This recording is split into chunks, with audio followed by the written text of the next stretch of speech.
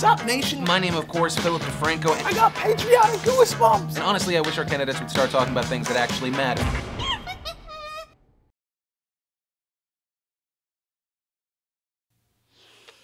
Tonight, there's gonna be a fight. Gotta do what's right, 'cause we can't see tomorrow. Eagles' wings and freedom rings. Hopes and dreams will follow, 'cause it's the master debate. They'll all talking stuff about the state of the state. Yeah, it's the master debate. Throwing word punches, political jabs to the face. Master debating in a stadium, master debating on TV. Master debating about a podium, master debating for you and me. 'Cause it's the master debate.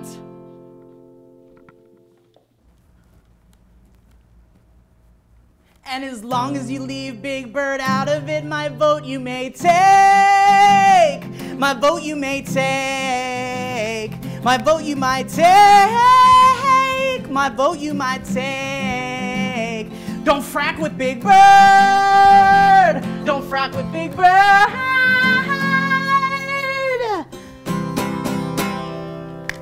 Yay, beautiful. Yeah. You're Thanks, amazing. Well, thank you, Elliot, Phil. Thank you for having me on your live show. I'm super excited. Yeah. What are you guys going to talk about? Politics. Yeah. Okay, I'm out of here. Oh, okay. We're going to ask you about fiscal, social. No one ever wants to talk politics, and everyone else. Yeah. Nation! After that stupid intro, my name is Philip Defranco. With me is Elliott Morgan. Hello, how are you? We just watched the presidential debate along with you, number 2. A battle of the. Well, that's not 100. Well, that is not what I would call true. Kind of. So it was a town hall style this time. Did you like it more? Did you like it less? I did. I liked it more. I thought it was a little bit more exciting, I think, hearing from actual people instead of moderators the entire time. A little bit. I mean, a lot of those people looked like hostages. Yeah, like they were like, this is Mr. President, my question. Just president. No, I'm sorry, Romney. Yeah. Romney, not president. Okay. My favorite was like the guy in the front who looked like a mafia member who was like this the entire time with both of them. I don't know. I felt, but I don't want to bash. I don't want to bash small town America. I was like, why does everyone look miserable and overweight? This is supposed to be fun, guys. Come on. I'm sure it was. It's really like it's an overwhelming. You're like it's like the guy that does everything for the country and the guy that wants to be. But I don't know. And then of course the thing that we do at the beginning. Do you think anyone won? I have no idea. I'm going to wait for people that are more qualified to tell me who won. I feel like Romney was kind of a jerk the entire time. Right. Yeah, so I mean, I guess if you get points against you for that, but it's weird because like what I'll think is somebody being a jerk, 10 minutes later somebody will be like, oh, he totally won, he totally beat the crap out of him. I'm like, well, maybe, I guess. Well, I think that's a really interesting thing with the debates is like you kind of see what you want to see. Like I've already said I'm not going to vote for either of these guys, but I was looking at it and I was like, Romney kind of. For a bit, he seemed like he had received debate tips from Biden. Oh, yeah. He was like, I'm going to keep talking over you, and then I'm going to be rude, and the moderator was awesome. Yeah, she was We've great. had 2 good moderators, I feel like. She was sassy. She was sassy. And she was like, actually, that's not true. Yeah. There were a few times. But guys, a few things that go along with this live show for the debate. Use the hashtag PDSLive on Twitter. Behind us on these screens that we have, you might be like, everything looks different. Yeah, we have the screens, we have your tweets, everything behind us. Use the hashtag, whether it's like who you thought won, anything that you think that stuck out that you want us to talk about, you want to bring awareness to. But yeah, that's what we're going to do. But before we jump into the first question, we have a very, very awesome announcement. I want to say after the debate, the vice presidential one, I was like, hey, it would be really cool if Governor Gary Johnson, the Libertarian candidate, would maybe come hang out during the debate since, it's kind of a bus system in my opinion and they for some reason will not let him talk. And then he was like, yeah. And then he sent me this video that I'm going to play right now. Ooh. Hey Philip, how's it going?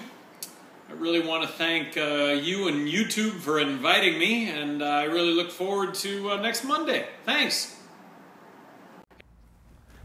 I was just looking at it. I still can't believe it. No, so yeah, next is it the 22nd? Yeah, It's the 22nd, last debate. Governor Garrett Johnson is going to join us so that someone that actually knows things can speak words to the camera. We're going to eat him alive, except he's going to educate us on most things. Yeah. No, I was watching what he was saying on Twitter in response, and I was like, I'm going to say that, but I'm going to add a fuck, and people are going to retweet it. Yeah. Boom. Making my own, dude. Boom. Making my own. Yeah, I have his Twitter up right here. It's pretty fantastic. Is he? Yeah. Is he saying that we look pretty? I like how he's just like, you're both wrong. You're both. My favorite, right after the debate, he said, you just heard from the two men vying to become president. Do you feel better about our country's future than you did 2 hours ago?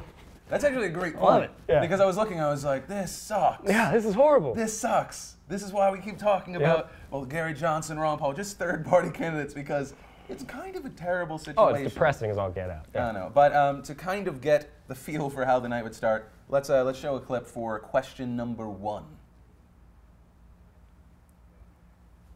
As a 20-year-old college student, all I hear from professors, neighbors, and others is that when I graduate, I will have little chance to get employment. What can you say to reassure me, but more importantly, my parents, that I will be able to sufficiently support myself after I graduate? So what we have to do is 2 things. We have to make sure that we make it easier for kids to afford college, and also make sure that when they get out of college, there's a job. I want to make sure we keep our Pell Grant program growing. We're also going to have our loan program so that people are able to afford school. But the key thing is to make sure you can get a job when you get out of school. And what's happened over the last 4 years has been very, very hard for America's young people. I want you to be able to get a job. I know what it takes to get this economy going. I know what it takes to bring them back, and I'm going to do that and make sure when you graduate. When do you graduate? 2014. When you come out in 2014, I presume I'm going to be president. I'm going to make sure you get a job. Thanks, Jeremy. Yeah, you bet. The most important thing we can do is to make sure that we are creating jobs in this country, but not just jobs, good paying jobs. I want to build manufacturing jobs in this country again. We've got to make sure that we have the best education system in the world, and the fact that you're going to college is great, but I want everybody to get a great education. We've got to reduce our deficit, but we've got to do it in a balanced way. Asking the wealthy to pay a little bit more along with cuts so that we can invest in education like yours. And let's take the money that we've been spending on war over the last decade to rebuild America. Roads, bridges, schools. We do those things, not only is your future going to be bright, but America's future is going to be bright as well. So the first question, young person, college, can I get a job afterwards? A big thing on Twitter. People were debating whether it was true or not, and I'm looking at PolitiFact right now. Romney said half the kids out of college can't find jobs or a college-level job. True. Yeah, sounds about right. Yeah, seems about right now. It's not a good thing, and it's kind of rough to go into. I wouldn't want to call it a bust system. I feel like education is this kind of terrible bubble right now. So, and it definitely needs work. But I don't know. How do you feel? Yeah, no, I think first of all, Romney with his answer, it was like he was eating clock. It was really weird. It was like he was ahead at a football game, and he was just like, I just got to get like first downs for the rest of the quarter. After the first 2 debates. Yeah, why not? Because you could see the clock behind him, and he's like still talking the entire time, which is fine, whatever. But he kind of started repeating himself for a little bit. Right. I did like that Obama said that if we took money, I'm half and half with it. Like, part of me really likes that Obama is like, okay, if we take money from all of the wars that we've been spending money on, then we can fix all these problems. But at the same time, I feel like, is he just pointing, is he doing the same thing he always does, where he's like, no, don't you get it? Like, the mistakes past are what's led to the situation we're in now, and I don't take any responsibility for the past 4 years. So, I don't know. I feel kind of half and half with this. Yeah, and that was also something we heard a lot was the last 4 years. The last 4 years. Over and over, it came from Romney. I'm trying to see what the nation is saying. Do you actually I should put this down, bring in the good old iPad, since we have way too much Apple gear in this office for some reason. Do you have something? Sure. At Vice J says, so many times I was thinking Obama was going to slap Romney on the back of the head. Hashtag PDS Live. Yeah, I would probably say that that's true, but I feel like if that's true, then Romney was about to slap the moderator on the back of her head, because he was getting like way out of control. But I definitely think it started out pretty tame and kind of like par for the course. So it wasn't until later in the debate where I was like, oh, this is actually kind of interesting, when they started, like, they had that epic standoff, which of course we'll get to in a second. Oh yeah. Actually, let's get there sooner. I think, do we have the question 1 response set up? About those long-term unemployed who need a job right now. Well, what you're seeing in this country is 23 million people struggling to find a job. President's policies have been exercised over the last 4 years. we have not made the progress we need to make to put people back to work. That's why I put out a 5-point plan that gets America 12 million new jobs in 4 years and rising take-home pay. And one thing that the president said, which I want to make sure that we understand, he said that I said we should take Detroit bankrupt. And that's right. My plan was to have the company go through bankruptcy like 7-Eleven did at Macy's and at Continental Airlines and come out stronger. You took General Motors bankrupt.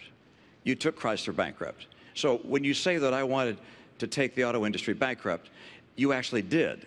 And I think it's important to know that that was a process that was necessary to get those companies back on their feet so they could start hiring more people. That was precisely what I recommended and ultimately what happened. What Governor Romney said just isn't true. He wanted to take them into bankruptcy without providing them any way to stay open. And we would have lost 1 million jobs. And Governor Romney says he's got a 5-point plan. Governor Romney doesn't have a 5-point plan, he has a 1-point plan. And that plan is to make sure that folks at the top play by a different set of rules. That's been his philosophy in the private sector, that's been his philosophy as governor, that's been his philosophy as a presidential candidate. That's exactly the philosophy that we've seen in place for the last decade. That's what's been squeezing middle-class families. And we have fought back for 4 years to get out of that mess. The last thing we need to do is to go back to the very same policies that got us there. So a big thing here was Obama kind of throwing shade, saying, you know, he's kind of the same as we've seen before me. Something that gets addressed in a blatant question, how are you different from Bush later on? But it was very interesting to hear Romney talk about, well, bankruptcy isn't an end-all be-all. I think a lot of people that don't work in business, they don't realize that it was the start. Obama saying, well, no, what he was talking about was a start and then a stop. Yep, I think there's like a inclination to think that everything's black and white, especially when it comes to the Detroit situation, because he's like, oh, we're just going to let him go bankrupt. And then Romney's like, no, well, yes, but there's a reason for that, because it's a process and all this stuff. But then Obama came back and he was like, well, here's the problem, though. You weren't just saying that. You were doing it in a way that was going to make all of these people lose their jobs. So this is one of those situations where I look at it and I'm just like, a part of me is like, no, let him go bankrupt. Like that's how the system works. Companies go bankrupt and it sucks and things get, you know, you have to hit the bottom before you go back up, and I get that. But then the other part of me is like if it was my family, if it was my parents or something like that, then absolutely I would have 100% problem with just taking the more like almost ideological route where you're like, oh no, they have to do that to rise. So I don't know. It's hard on a personal level. It's like, no, I can't get behind the idea of letting these people lose their jobs. Yeah, I don't know. I'm trying to see. A lot of this is just people using hashtag PDS Live to say who they thought won or not. Right now, it seems kind of 50-50, maybe a little more leaning towards Obama, because a lot of it, Romney was rude, just like Biden. I wouldn't say it was just as rude. Biden was being tickled the entire time during his debate, and he was just laughing. Yeah. At Mouse Clone says, at hashtag PDS Live, how can you spend money on education when you have already spent it on wars? Well, that was something we heard several times. You can't spend the same dollar more than once. Or you can't spend multiple times. Blah, blah, blah, blah, blah, blah, blah, blah, words. Romney hasn't, wait, let's see. I'm just going to go through some of the tweets on this question. And as you're watching stuff, keep using hashtag PDS Live. I love throw into it because maybe you're smarter than me. Probably. Let's see, Romney has proven he is not saving jobs for people. He is all about himself. Then we have Romney says government doesn't create jobs, yet says my 6-point plan. Well, I think it's five. Yeah. But 5 plus 1 is 6. Obama saying it's a 1-point plan, that it's what we saw. Yeah. But I will create 12 million jobs, which is it? I did like that. Yeah. And at Nidsi Laird, sorry if I butchered your Twitter handle, says, why does Obama try to establish a class warfare scenario all the time? Hashtag PDS. I do think that happens. I think it happens on both sides. I think one thing I wrote down at one point was like, clearly both of these candidates hate the middle class, because depending on who you ask, both are out to get everybody, which doesn't seem logical, because it seems like the middle class is who votes him into presidency, so it doesn't make sense that they hate him so much. But yeah, it's weird. It got to a point in this debate where it was literally like, He says this, he says, no, that's not what happened. And that is where I was kind of like, okay, maybe this debate format isn't the best, because I feel like nothing's really getting said. I would say I kind of liked when they were both standing and then just staring at each other. And like Obama gets serious later on, because he comes out and you see that he kind of has, Obama had kind of the swagger on. And once again, swagger and stuff like that, that doesn't matter. That shouldn't matter in a debate. But just coming out, I was like, yeah. Unfortunately. But I think there are more important questions that they answered that I want to get to. And I think we have question 2, which is how will you handle gas prices? Your Energy Secretary, Stephen Chu, has now been on record 3 times stating it's not policy of his department to help lower gas prices. Do you agree with Secretary Chu that this is not the job of the Energy Department? The most important thing we can do is to make sure we control our own energy. We have increased oil production to the highest levels in 16 years. Natural gas production is the highest it's been in decades. We have seen increases in coal production and coal employment. But what I've also said is we can't just produce traditional sources of energy. We've also got to look to the future. Now, Governor Romney will say he's got an all-of-the-above plan, but basically his plan is to let the oil companies write the energy policies. So he's got the oil and gas part, but he doesn't have the clean energy part. The president's policies, all right, as opposed to the rhetoric, because we've had 4 years of policies being played out. In fact, oil production is down 14% this year on federal land, and gas production is down 9%. Why? Because the president cut in half the number of licenses and permits for drilling on federal lands and in federal waters. This has not been Mr. Oil or Mr. Gas or Mr. Coal. Talk to the people that are working in those industries. I was in coal country. People grab my arms and say, please, save my job. The head of the EPA said, you can't build a coal plant. It's virtually impossible given our regulations. When the president ran for office, he said, if you build a coal plant, you can go ahead, but you'll go bankrupt. That's not the right course for America. I'm sorry. Every time Romney tells a story, it sounds like people just grab onto him. And he's like, Mr. Romney, And this person please. grabbed onto me. So in this one, Romney says that Obama is now Mr. Coal and Mr. Did he say Mr. Gas? Mr. Gas. Well, yeah, well, a lot of Mr. He's Gas. not, just because he didn't want to, the pipeline through Canada. Obama defended that by saying that more oil, more gas, right, than ever, like in the past, and we have however many decades. We have enough pipelines that wrap around the world once. I liked when they do that. What were your thoughts on this? I thought it was interesting. Let me consult my sloppily written notes here.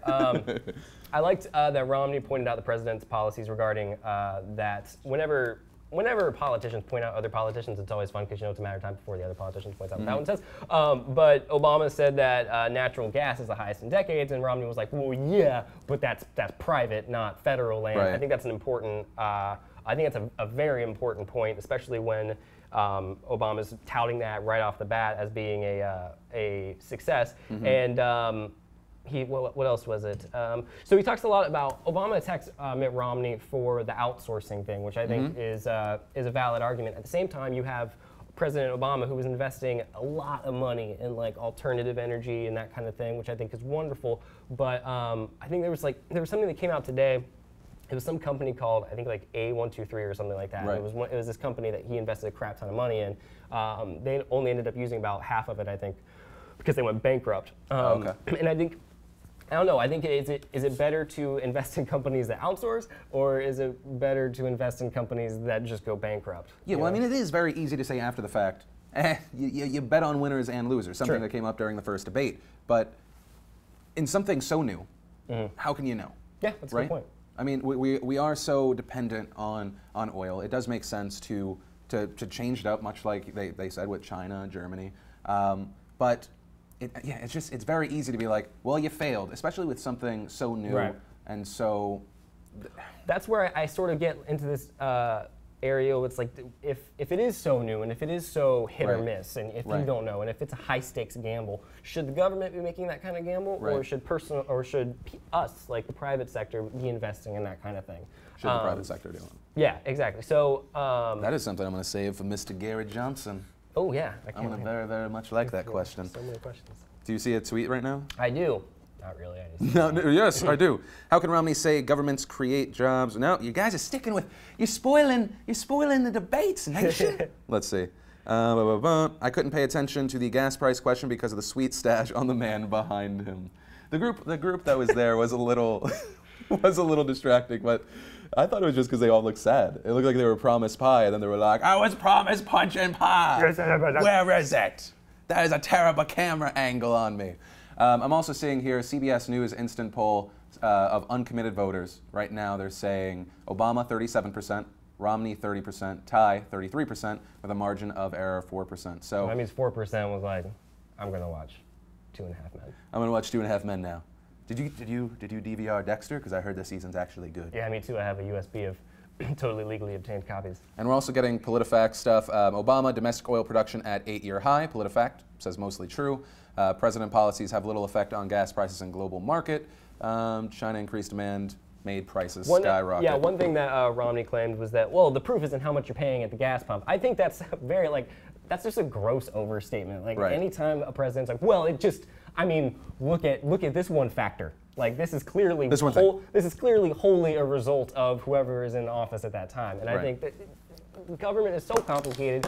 There's so much bureaucracy there that there's so few things that you can point at and be like, this is a direct result of President Bush or President Obama or President perhaps Romney. So I don't know. I feel like there's a lot of blame and a lot of success that gets put on the shoulders of these guys. Another one would be the assassination of Osama bin Laden, where I feel like Obama's like, look, I got him. I'm like, nope, you didn't. Other people did. You were there. True. That is true. A lot of the good stuff and the bad stuff comes back to the president. Something that I think we'll see a little later, something we mentioned on the PDS, Libya. Yeah. The Benghazi situation. But let's see the responses to question 2, and we'll move on. Keep using hashtag PDS Live. Is it within the purview of the government to bring those prices down, or are we looking at the new normal? Candy, there's no doubt that world demand's gone up. But our production is going up, and we're using oil more efficiently. And very little of what Governor Romney just said is true. We've opened up public lands.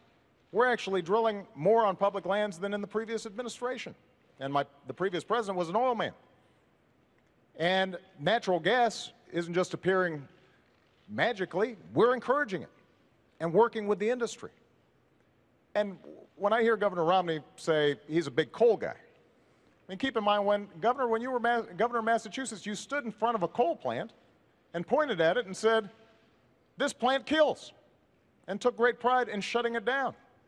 And most importantly, we're also starting to build cars that are more efficient. And it also means that it'll save money in your pocketbook. That's the strategy you need on all of the above strategy, and that's what we're going to do in the next 4 years. But that's not what you've done in the last 4 years. That's the problem. In the last 4 years, you cut permits and licenses on federal land and federal waters in half. Not true, Governor Romney. So how much did you cut them by? Not true. By how much did you cut them by then? Governor, we have actually produced more oil. No. How much did you cut licenses and permits on federal land and federal waters? Governor Romney, here's what we did. There were a whole bunch of oil companies. No, I had a question, and the question was, how much did you cut them by? You want me to answer How much did you cut them by? I'm happy to answer the question. All right, and it is? Here's what happened. You had a whole bunch of oil companies who had leases on public lands that they weren't using.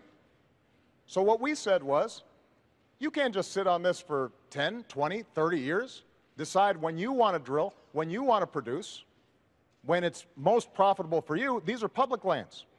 So if you want to drill on public lands, you use it or you lose it. Okay, now and so what we did was take away those leases, and we are now reletting them so that we can actually make a profit. And production on government lands is down. No, it isn't. Production on government land of oil is down 14%.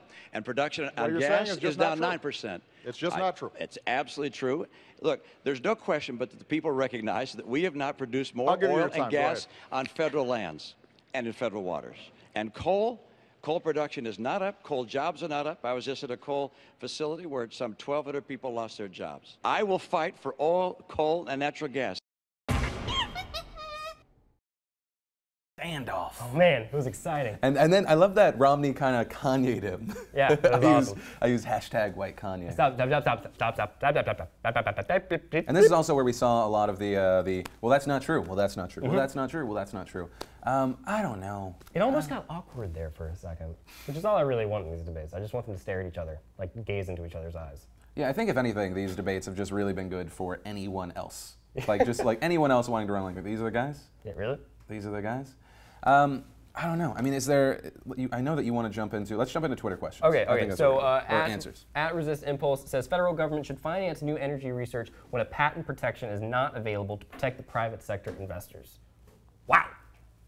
I will just agree with that because you used awesome words. Yep. Exactly. And the government does create jobs and help private citizens create businesses. Yeah, I think that is what Mitt Romney was saying. He got a lot of crap later in this for saying that government doesn't create jobs.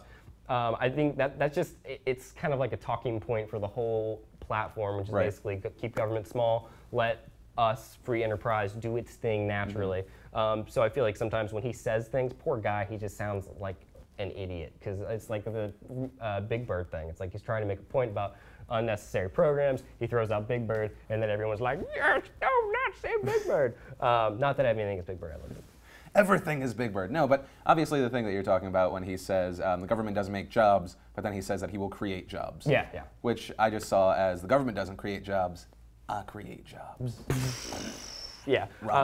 Yeah, I guess, and he wants like, what he kept hitting and what he kept, I think there's like I don't know, I'm picking up on this trend where like whenever President Obama refers to rich people, all of a sudden Mitt Romney is saying like employers. Employers. Like I feel like they might be using different words for the same thing sometimes. Yeah. I mean, obviously, that's a blanket statement, but I mean, he does hit that point so often throughout this debate where he's just like, look, I want this country to be a country where employers need employees. I thought it was a crappy way to answer the question about women, but and then the voice of God, which is apparently female, came through. Is that coming through? The feed? One second. Sorry. Okay. Anyway, yeah, so I think, I don't know, I like the fact that he hit employers over and over again, but I feel like that's what he was saying when he was like, government doesn't create jobs. Or maybe not, you know, maybe he's just crazy. Yeah, I mean, a big question is if if the president does have the control over oil, and if one of the presidents could actually, or one of the candidates could drop the price of a gallon of gas, $1.50, would that be enough to change your vote? Maybe. Saying yes. He's saying yes. Maybe, yeah. I don't know. Saves money. I mean, that's literally being like, look, the president makes a difference in your personal life, and that alone is like a huge issue. You know what I mean? Because like 99% of the time, it's not going to affect me. I also want to note that I'm not complaining about gas prices because I know that everyone outside of the United States calls us terrible names when we do because they actually pay a lot more. Yeah, that's true. Overseas. We're like, it's like $8 here or something. Yeah. But I think a really big thing, tax reform and deductions came up in the next question, and that is what this looks like. And we're not doing that. I'm going to go to my Twitter-verse. Okay. I'm going to see a question from Klaus Mithril, who says, damn, the government will be all over your computer for that joking statement. That's not true. Let's just keep going through them. Oh yeah, at Rob Thigh says, Romney, why would Obama answer your question specifically when you've yet to answer one question fully in the entire election cycle? Yeah, Dyson Rio says, I want Romney to state exactly where Obama messed up instead of generally saying in the past 4 years. I think he has. I mean, if you want to go broken promises, obviously you throw out Guantanamo Bay. The fact that the deficit would be crushed to a certain, I forget what point. There are individual things. I think if you just Google Obama broken promises, I think there's something there. But that's also something that we were talking about. Should anything, because Obama's big defense, right, and Democrats' big defense is, you know, we had this terrible situation, and it takes time to turn it around. Essentially, if you, in 2008, you jump into the speeding away, on fire, burning vehicle that is or was America. Going off a cliff. Right, about to go off a cliff. And you get in, it doesn't instantly stop. You have to slam the brakes, try and spin that thing around. And then still probably die, depending on how close the cliff is. So what you're saying is it's too late. We're going off the cliff anyway. we're going off the cliff. Yeah. But I think we do now have that, that next clip up, or you'll see me smiling. Governor Romney, you have stated that if you're elected president, you would plan to reduce the tax rates for all the tax brackets, and that you would work with the Congress to eliminate some deductions in order to make up for the loss in revenue. What would be your position on those things, which are important to the middle class? Thank you very much. And let me tell you, you're absolutely right about part of that, which is I want to bring the rates down. I want to simplify the tax code, and I want to get middle-income taxpayers to have lower taxes. And the reason I want middle-income taxpayers to have lower taxes is because middle-income taxpayers have been buried over the past 4 years. Middle-income families in America have been crushed over the last 4 years. So I want to get some relief to middle-income families. I'm going to limit deductions and exemptions and credits, particularly for people at the high end, because I am not going to have people at the high end pay less than they're paying now. In terms of bringing down deductions, one way of doing that would be to say everybody gets, I'll pick a number, $25,000 of deductions and credits. And you can decide which ones to use. And the burden also comes down on you for one more reason. And that is every middle-income taxpayer no longer will pay any tax on interest, dividends, or capital gains. My philosophy on taxes has been simple, and that is I want to give middle-class families and folks who are striving to get in the middle class some relief. So what I've said is your first $250,000 worth of income, no change. And that means 98% of American families, 97% of small businesses, they will not see a tax increase. I'm ready to sign that bill right now. The only reason it's not happening is because Governor Romney's allies in Congress have held the 98% hostage because they want tax breaks for the top 2%. Above $250,000, we can go back to the tax rates we had when Bill Clinton was president. We created 23 million new jobs. That's part of what took us from deficits to surplus. It will be good for our economy, and it will be good for job creation. One of the updates we just got, CNBC survey results saying 56% believe Obama won, 39% Romney, 5% neither. 20% said everyone, because that was awesome. Yeah, I thought it was entertaining as all get out.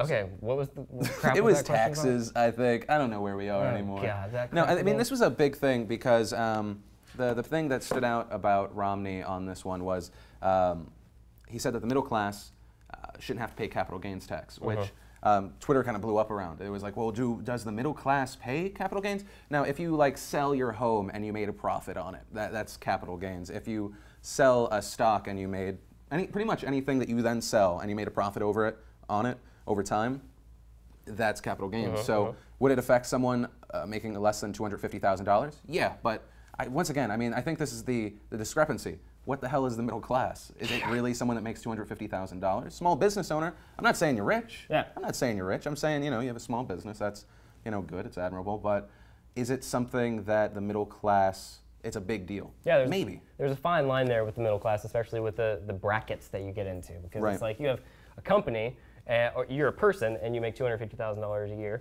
congratulations on your very comfortable lifestyle and the very nice car that you drive that I would like to look at and perhaps be ridden around in. But if you're a company that's making that much and you have employees to pay with yearly salaries, plus all the taxes that come along with that, plus health care, plus all the other mind-boggling crap, so you're not netting sometimes anything, all of a sudden because you fall into a different bracket, you're getting screwed over. That's where you get a lot of problems on both sides. I think that's where you get both Obama and Romney attacking the other one for the exact same thing, saying, you hate the middle class, no, you hate the middle class, because they're hoping that the people watching the middle class are going to sit there and go, oh, okay, he seems to hate the middle class more, I'll vote for the other guy. I don't know. But we also have their responses, and it went into the pension comment, which you'll see here, probably. If somebody came to you, Governor, with a plan that said, here, I want to spend $7 or $8 trillion, and we're going to pay for it, but we can't tell you until maybe after the election how we're going to do it, you wouldn't have taken such a sketchy deal, and neither should you, the American people, because the math doesn't add up. And what's at stake here is one of two things. Either, Candy, this blows up the deficit, because keep in mind, this is just to pay for the additional spending that he's talking about. $7-8 trillion, that's before we even get to the deficit we already have. Or alternatively, it's got to be paid for not only by closing deductions for wealthy individuals, that'll pay for about 4% reduction in tax rates. You're going to be paying for it. You'll lose some deductions. And you can't buy this sales pitch. Nobody who's looked at it that's serious actually believes it adds up. Mr. President, let me get the governor in on this. And Governor, before we get into a vast array of who says what study says what, if it shouldn't add up, if somehow when you get in there isn't enough tax revenue coming in, if somehow the numbers don't add up, would you be willing to look again at a 20%? Well, of course they add up. I was someone who ran businesses for 25 years and balanced the budget. I ran the Olympics and balanced the budget. I ran the state of Massachusetts as a governor, to the extent any governor does, and balanced the budget all 4 years. When we're talking about math that doesn't add up, how about $4 trillion of deficits over the last 4 years? $5 trillion. That's math that doesn't add up. We have a president talking about someone's plan in a way that's completely foreign to what my real plan is. And then we have his own record, which is we have 4 consecutive years where he said when he was running for office he would cut the deficit in half. Instead, he's doubled it. We've gone from $10 trillion of national debt to $16 trillion of national debt. If the president were reelected, we go to almost $20 trillion of national debt. This puts us on a road to Greece. Oh, road to Greece. That's it's a beautiful place. Oh, you're talking about the money stuff. Yeah, that's dramatic. Oh. That's something that somebody told him to say right before going. If you can fit in the phrase "road to Greece" at any point, they'll love it. They're gonna just trend it on Twitter. It'll be like Big Bird 2. So we're gonna jump right into. Obviously, that was deficits and taxes and all that fun stuff. So we're jumping straight into the one and only SMZ. At the one and only SMZ, who says Ramoni's plan won't work metatically, and that's what I've been saying all along. No, I'm sorry. My grammar Nazi self took over there. That is an interesting point, though. I believe you're saying Romney's plan won't work mathematically. Yeah, I don't know. I feel like this is these muddy waters you get into where it's like, that's not going to work. And then the other person's like, well, that didn't work. And then the person goes, well, that didn't work because what happened before didn't work. I'm sensing a cycle of complete lunacy in all of this. I want to jump in on PolitiFacts once again because these guys, a lot of words came out of their mouth. Sure. How many of them are true? So much Obama said he'd cut taxes for small business, middle class. PolitiFact found that mostly true. All of Obama, Romney wants to add $2 trillion to the defense budget. Well, no one was really debating that. I mean, he said, yeah, I think they need more money, even though they're not asking for it. 77% pay gap figure is mostly true. Oh, that's actually, I think, for the next question. That's actually what we're going to touch on. And keep using hashtag PDS Live on the stuff that we're talking about now, just what you thought in general. But next up, we have the equality question. In what new ways do you intend to rectify the inequalities in the workplace, specifically regarding females making only 72% of what their male counterparts earn? The first bill I signed was something called the Lilly Ledbetter Bill. And this is named after this amazing woman who had been doing the same job as a man for years, found out that she was getting paid less, and the Supreme Court said that she couldn't bring suit because she should have found out about it earlier. She had no way of finding out about it. So we fixed that. Women are increasingly the breadwinners in the family. It also means that we've got to make sure that young people like yourself are able to afford a college education. We took a concerted effort to go out and find women who had backgrounds that could be qualified to become members of our cabinet. I recognize that if you're going to have women in the workforce, that sometimes they need to be more flexible. We're going to have employers in the new economy, in the economy I'm going to bring to play, that are going to be so anxious to get good workers, they're going to be anxious to hire women. We're still down 580,000 jobs. So equality in the workplace, one of the big PolitiFact things, 77% pay gap figure is mostly true. I don't know. So why do you think that there is a legitimate reason that women shouldn't be paid the same? Here's the thing. Women smell good. Yeah, You going on this again? Yeah.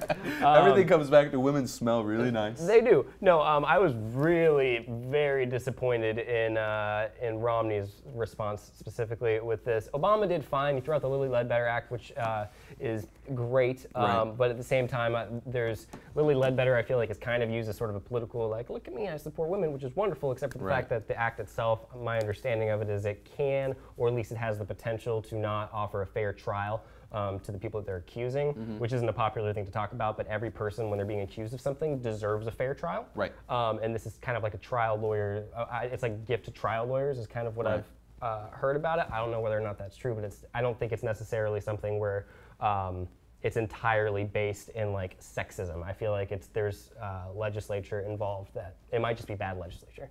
But that being said, women should of course be paid the same amount that men are paid, if not more, because they smell good, which is what I was saying.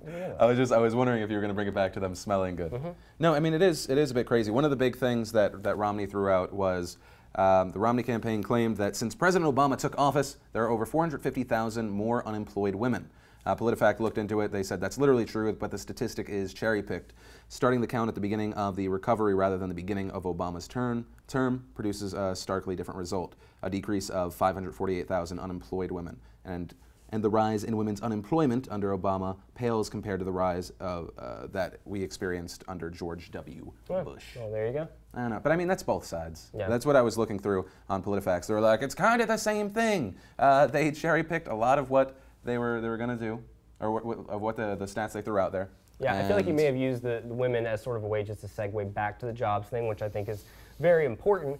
But at the same time, it's like, I don't think the girl was really asking about, how many women have lost jobs. I feel like she was asking about fair pay. Right. And I think basically what it goes into is affirmative action, and they both kind of skirted that issue a little bit. Yeah.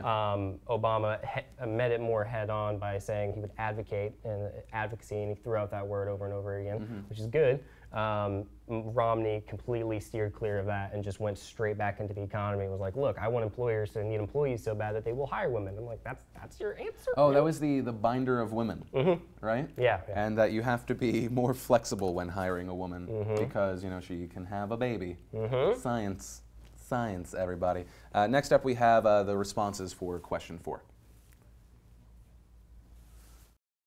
A major difference in this campaign is that Governor Romney feels comfortable having politicians in Washington decide the health care choices that women are making. Insurance companies need to provide contraceptive coverage to everybody who's insured. Governor Romney not only opposed it, he suggested that, in fact, employers should be able to make the decision as to whether or not a woman gets contraception through her insurance coverage.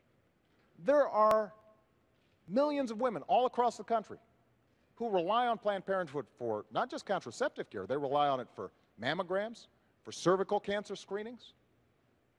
That's a pocketbook issue for women and families all across the country. These are not just women's issues. These are family issues. These are economic issues. And one of the things that makes us grow as an economy is when everybody participates and women are getting the same fair deal as men are.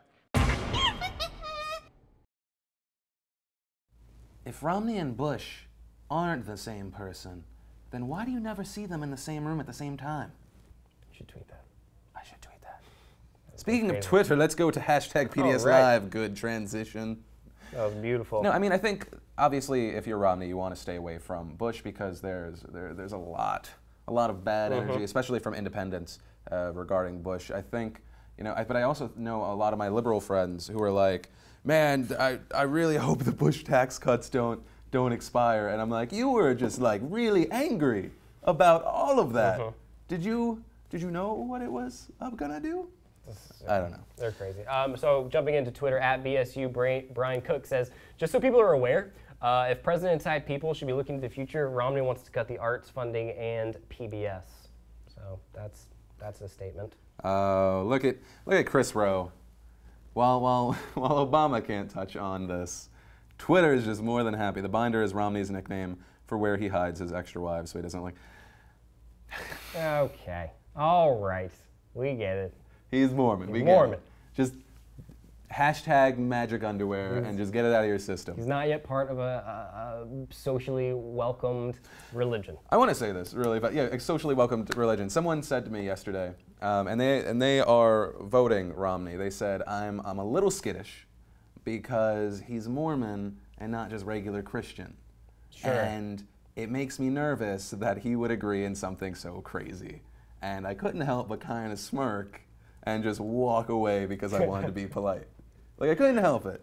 Like, I feel like I understand that it's more recent. And I know, I'm not trying to... It's a big issue. I'm not... You want to talk about abortion again? No, I don't want to know. Oh, my God.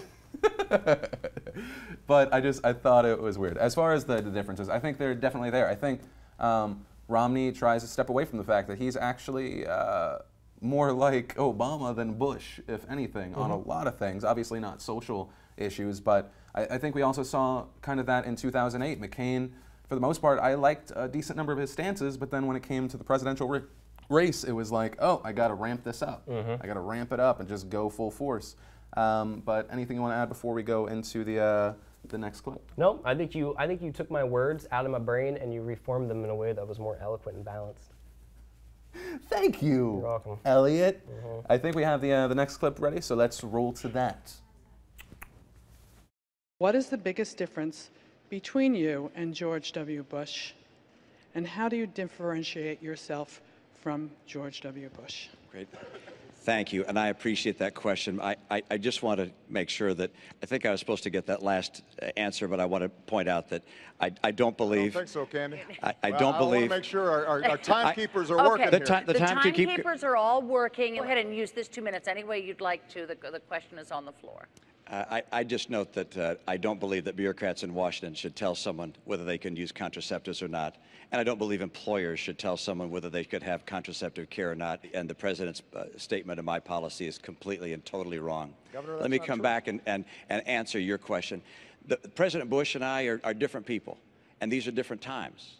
And that's why my 5-point plan is so different than what he would have done. We can now, by virtue of new technology, actually get all the energy we need in North America without having to go to the Arabs or the Venezuelans or anyone else. Trade. I'll crack down on China. President Bush didn't. I'm going to get us to a balanced budget. President Bush didn't. President Obama was right. He said that was outrageous to have deficits as high as $500 billion under the Bush years. He was right. But then he put in place deficits twice that size. And then let's take the last one, championing small business. Our party has been focused on big business too long. I came through small business. I understand how hard it is to start a small business. That's why everything I'll do is designed to help small businesses grow. We have been digging our way out of policies that were misplaced and focused on the top doing very well and middle-class folks not doing well. When Governor Romney says that he has a very different economic plan, the centerpiece of his economic plan are tax cuts. That's what took us from surplus to deficit. When he talks about getting tough on China, keep in mind that Governor Romney invested in companies that were pioneers of outsourcing to China. Governor, you're the last person who's going to get tough on China. So another question. Actually, I think we have 2 more questions. And so what we're going to do is we're going to play these questions. Then we'll come back, say a few things, play the next question, come back. Just use the hashtag PDS Live because I want to go out on a lot of what you guys have to say. I feel like this is really more about what you guys took in and us. Yeah. And whether I think, too, if it changed your opinion or not in one way or the other, because I think that's really what the whole point of this is. Yeah, exactly. So let's roll the next question.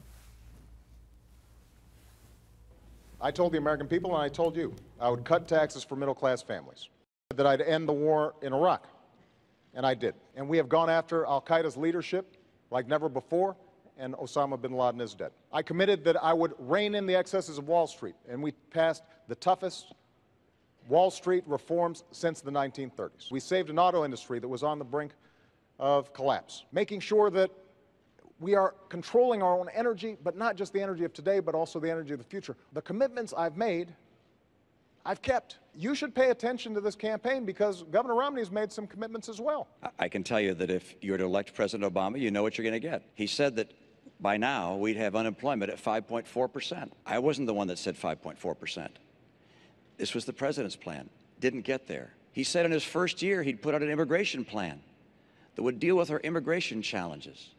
Didn't even file it. He said that he'd cut in half the deficit. He hasn't done that either.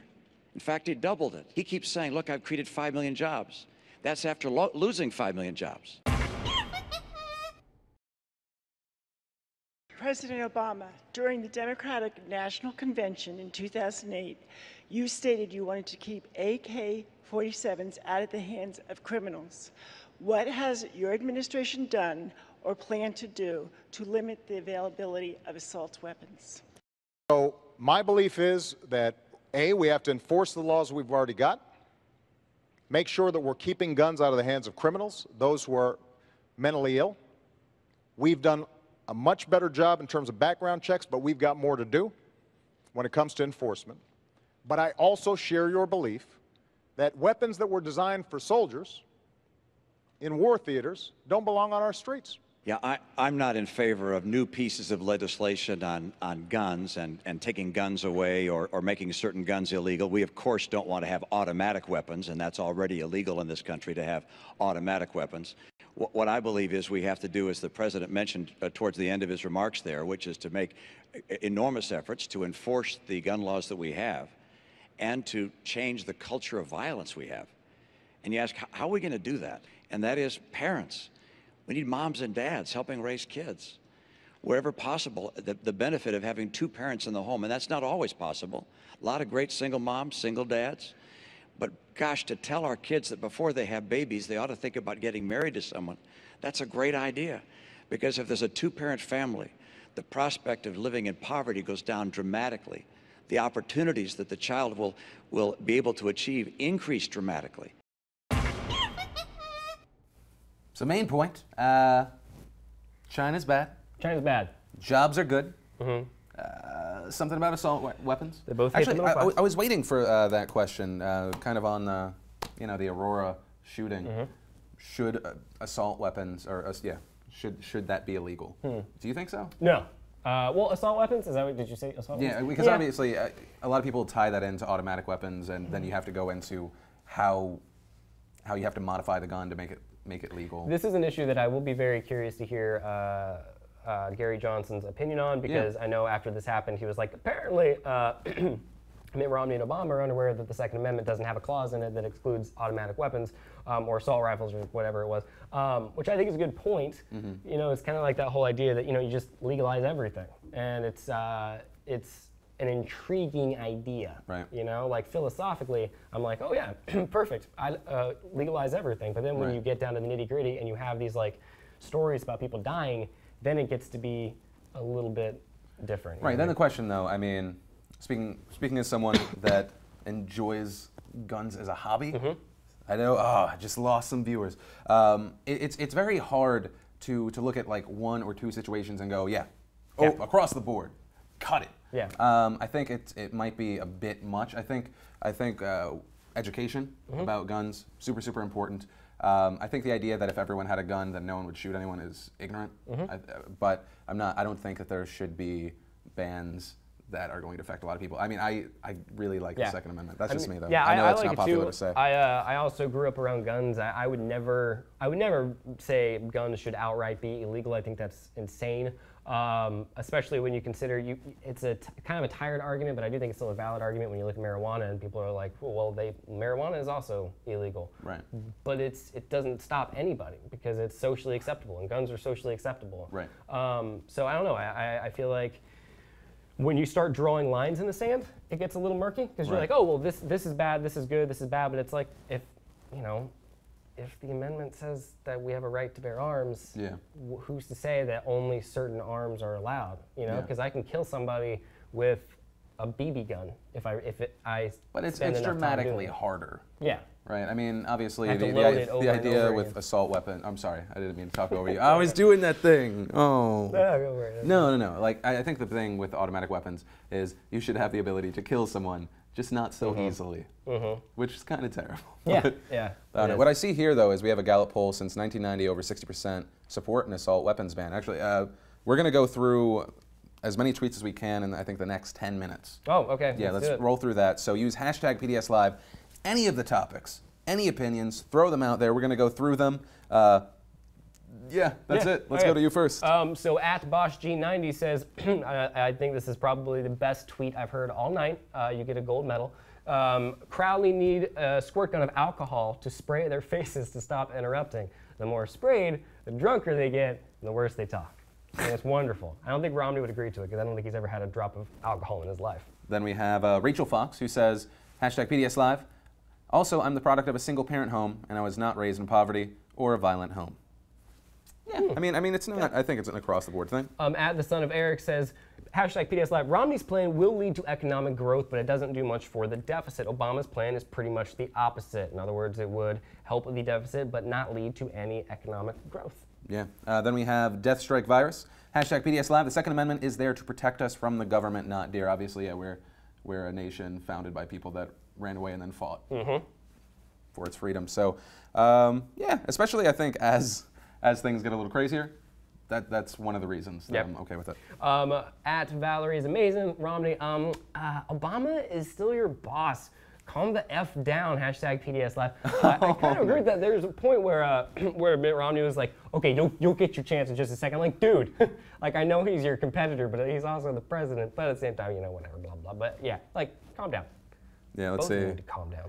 I think it was sort of a poor showing for Romney to pull the giving AKs to the cartel issue that went wrong when it was unrelated. He did kind of throw that out of nowhere, but it doesn't change the fact that it was kind of a thing. It was, say it, Phil. Project, I can't. Was it Fast and Furious, or was that just a terrible movie with Vin Diesel? No, I yeah. think it is both.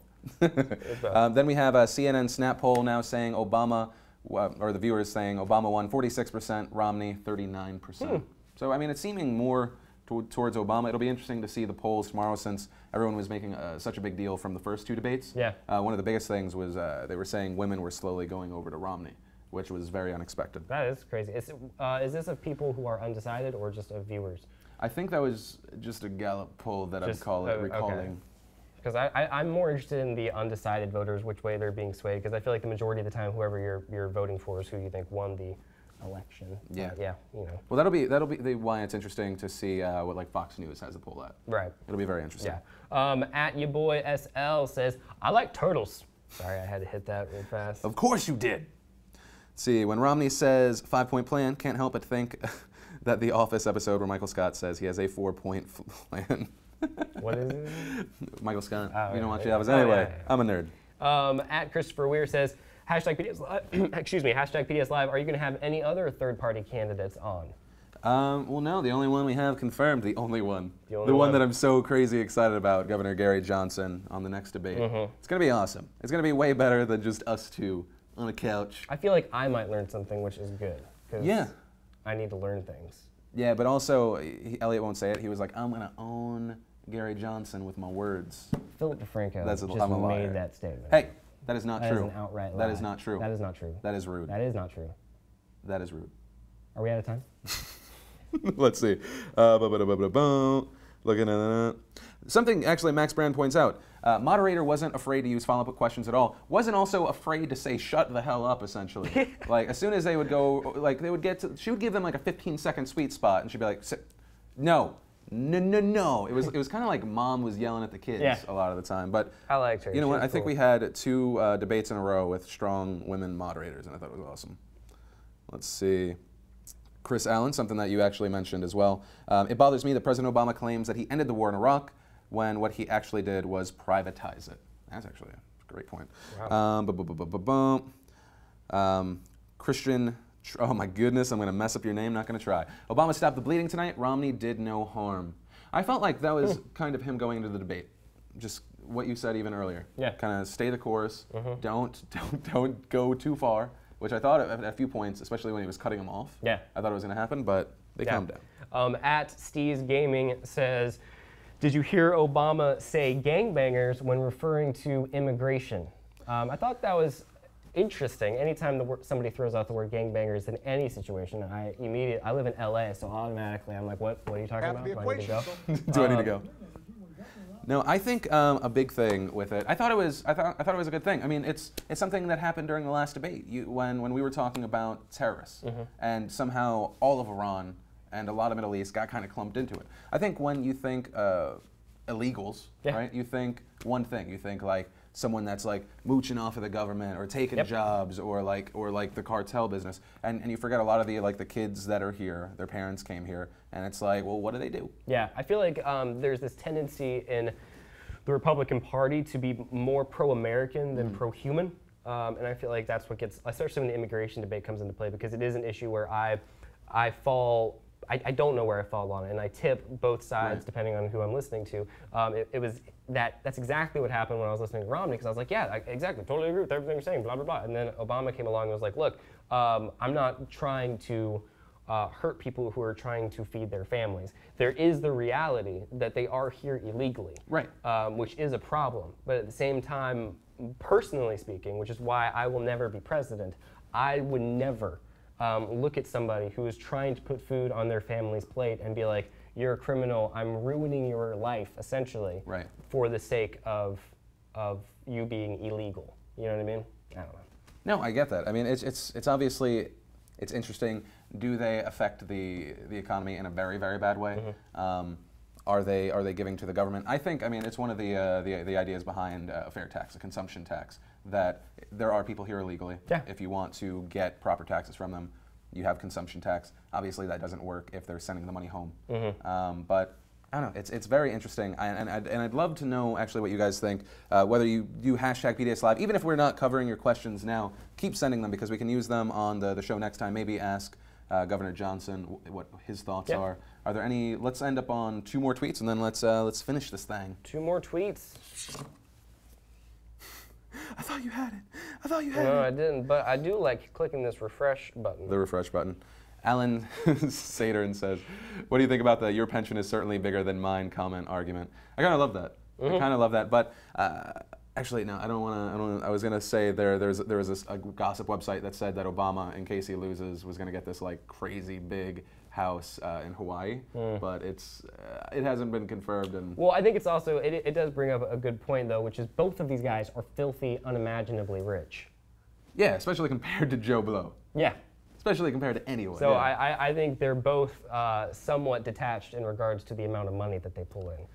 Yeah, I mean, it is very easy, especially when you get that, when you have that much income, you have that much, you don't really have to worry about anything to become detached. I mean, just trying to remember what it's like to be a part of a household that makes anywhere between $15,000 to $50,000. Right. Like, I mean, Obama plays that card a lot, which, hey, it's his life. Single mom, you know, raising kids, hard upbringing. I get it, but yeah, they are rich. But does it matter if Romney has a crazy amount of money? Does that bother you? No, not at all. Does it bother you if Obama has more money than it seems like? No? I hope they all have a lot of money. I hope everybody has a lot of money. I mean, I understand the inkling to be like, well, if they have more money, then obviously they can't empathize with me. Right. But I would rather somebody not be able to empathize and be able to put policies in place that are going to make actual change than be able to like pat somebody on the shoulder. Because patting somebody on the shoulder doesn't put any food on their table. Yeah. Do you have one that you want to go out on? Sure. Let's say one more. Let's see. The most dramatic and don't hate us if we didn't get your tweet. There's just so many, and this only updates a few of them. Let's see. Eddie Murphy says undocumented workers put food on most people's plates in this country. I'm just going to go through, just Eddie tap Murphy. them. At Juliana the Bee says, that was not the way to answer the question on women's equality. We don't need more flexible schedules. We need equal pay, Romney. It's an excellent point. If an illegal is working and spending in this country, they are helping the economy. I think part of the argument is that they're taking a job, especially with like recession. But I mean, I don't know. I feel like that could be debated, both sides. At O. Gonzalez says the focus is more on keeping sane people from auto weapons than unstable people from small guns that are just as dangerous. Right. I think a lot of it is just stopping people from getting the guns. But then once again, you have kids in the household. It's up to the parent to keep them away from the weapon or educate them. I think that's a bigger... But I think the common thread that runs through that is the responsibility falls on the individual. And I feel like that taking guns away doesn't put the responsibility on the individual. It's the government trying to step in and safeguard the individual from the individual, and I think that's where I start going into like the libertarian... If you were part of a family, though, of from one of the people that were killed in the Aurora shooting. Would you want the government to step in? I don't know that would it actually stop anything? Not that I could ever imagine putting myself in that situation, but I don't believe that heartbreak would funnel itself toward gun control. Maybe it would. If it would, then that would be an opinion that I would flip-flop on, because it would be a personal experience. Right. It would be, an opinion that suddenly gets funneled through personal experience. Through real life, yeah. Yeah, I think that you have that argument with the death penalty. Right. It's like, well, I am anti-death penalty, but I know that if somebody were to kill somebody that I love, I would be very pro-death penalty immediately. And you can call it hypocrisy. I don't think of it as hypocrisy. I think of it as a change of experience. Like when something that big happens in your life, it can change you, and people do change. There's flip-flopping that's done because you're trying to get a political advantage, which Romney has done multiple times, but there's also flip-flopping that's done as a result of being a completely different human being. Right. That was a lot. That was and heavy. I think that's actually what we should go out on. Okay. That was awesome.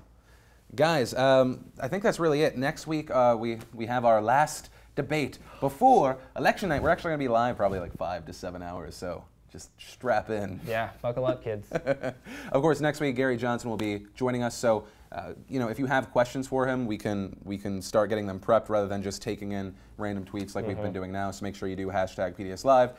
Hit me up at Philly D, at Elliott C. Morgan, at Gov Gary Johnson. Gov Gary Johnson. Throw it up.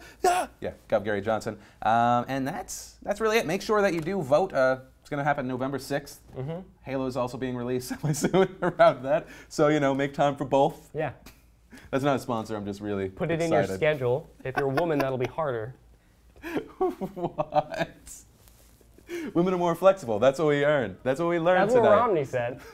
I like that he goes, whoa, whoa. You heard it from him. That's great. That's so great. But guys, of course, as always, my name's Philip Defranco. This has been Elliott Morgan. After this show, I'm going to fill him in.